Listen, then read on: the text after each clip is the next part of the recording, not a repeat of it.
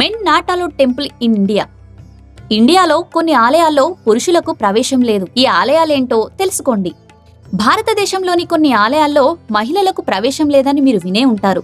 కానీ పురుషులను అనుమతించని ఆలయాలు కూడా ఉన్నాయి.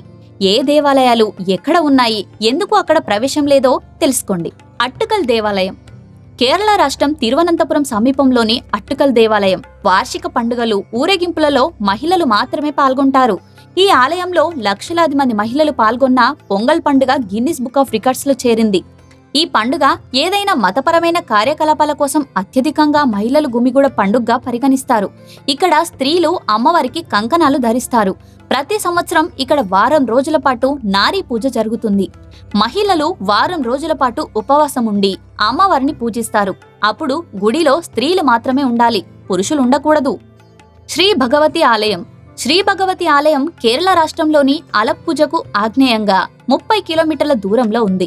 దుర్గాదేవిని పూజిస్తారు.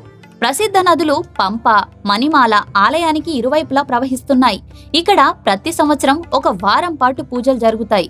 అప్పుడు గుడిలో స్త్రీలు మాత్రమే ఉండాలి, పురుషులు ఉండకూడదు.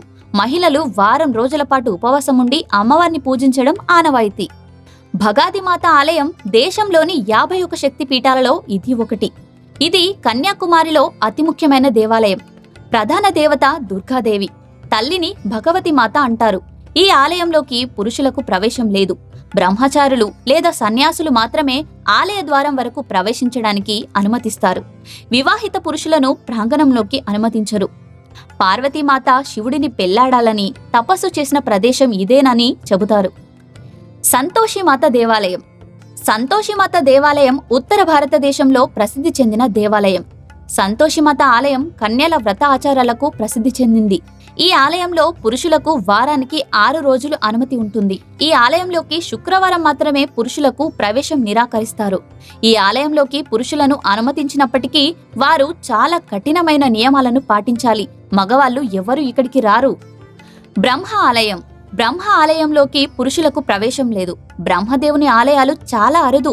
రాజస్థాన్లోని పుష్కర్లో అలాంటి దేవాలయం ఒకటి ఉంది. ఈ ఆలయంలోకి పురుషులకు ప్రవేశం లేదు. కారణం ఏమిటంటే బ్రహ్మ యాగం చేయాలని నిర్ణయించుకున్నప్పుడు సరస్వతీదేవి అతని పక్కన లేదు. బ్రహ్మ గాయత్రి అనే అమ్మాయిని వివాహం చేసుకుని యాగాన్ని పూర్తి చేశాడు. తిరిగి రాగానే సరస్వతికి విషయం తెలిసి ఆమెను శపించింది. ఆ కోపం కారణంగానే ఈ ఆలయంలోకి పురుషులకు ప్రవేశం లేదు. అలా చేస్తే దాంపత్య సమస్యలు తలెత్తుతాయని నమ్ముతారు. అందుకే మగవాళ్ళు అక్కడికి వెళ్లడానికి సాహసించరు.